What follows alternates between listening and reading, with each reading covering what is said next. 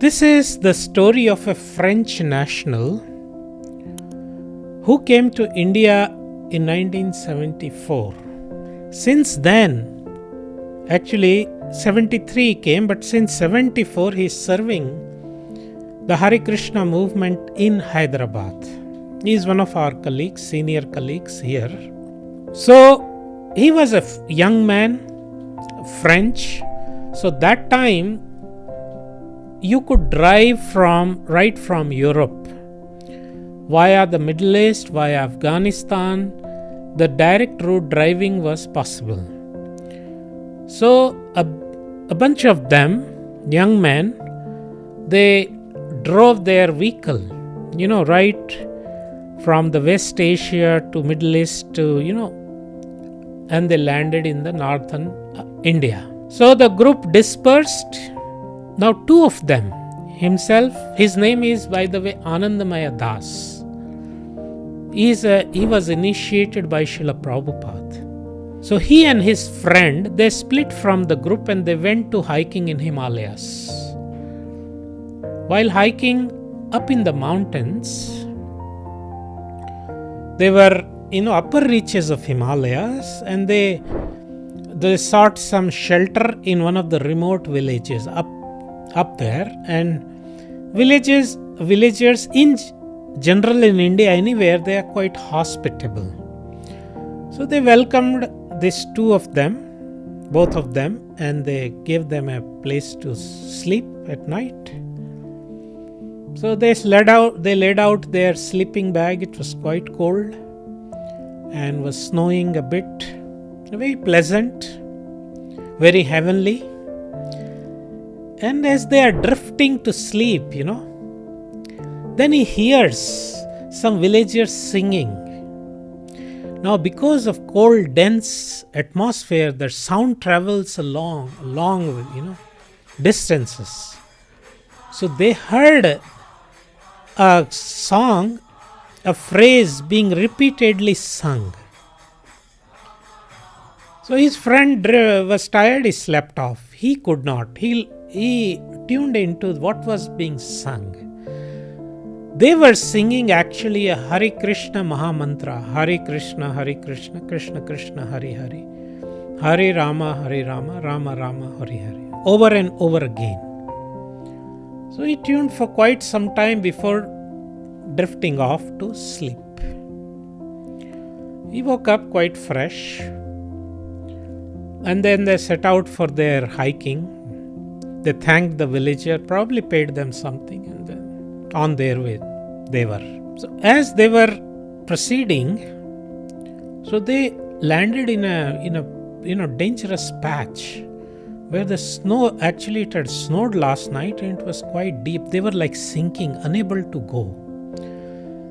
And it was afternoon, and they were trying to drift, they were trying to proceed, but they were getting stuck, no matter how. And the weather was changing, a blizzard was coming.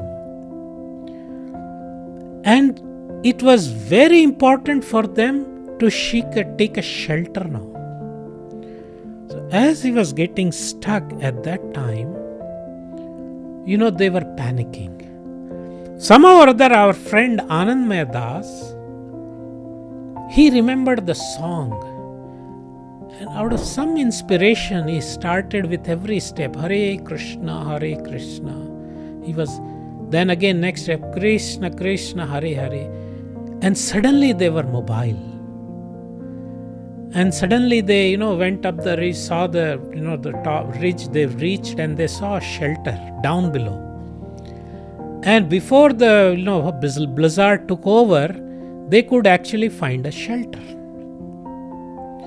So he credits it that day, this mantra, having saved his life. So he didn't know what it is, he didn't know what it means, but somehow, you see, the mantra is such that it sticks. Even if you don't know anything, it sticks because it's transcendental, it's divine sound. So then, anyway, they toured some more places, and then they came down to Delhi.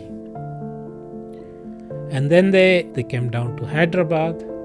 And as they are going around in the old city area, a group of Hare Krishnas were actually going down, in the downtown there, they were going around singing this mantra. As soon as he caught heard the sound, oh, this is the same mantra I heard. So he followed they were in some lane, and he came onto the main road and spotted the group singing. Oh, he joined them, and one of them was distributing book. He asked them, so where you people are located and what is this? And he said, why don't you join? Soon we'll be finishing going back to. So he joined them. His friend was along. And anyway, then they finished their route and chanting, and then walked back to the temple. There then he asked the questions, and the devotee explained everything. Why the chant and what is this? And he asked, you people are chanting here. Up in Himalayas, I heard the same thing. He said, yes. The mantra is called Maha Mantra. And that's how his journey began. He became a devotee. He has stayed on last 50 years in one place, heading the book division, Bhaktivedanta Book Trust. Then he took up the translation of Srila Prabhupada's books in Telugu, the local languages, got them translated, is steadily doing this service of overseeing the book publication and book distribution. And he comes from an elite, upper class French family, actually elderly now, obviously.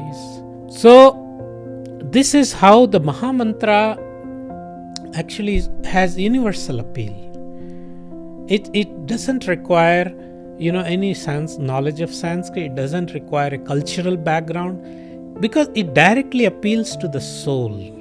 This transcendental sounds crosses all the bodily, mental, intellectual barrier, and it directly, appeals, has the spiritual appeal. And a great dangers it can save, this Maha Mantra, as our friend noticed up in the snow. So like that, anybody, anywhere, in any circumstances can practice and see for himself or herself the efficacy of this mantra.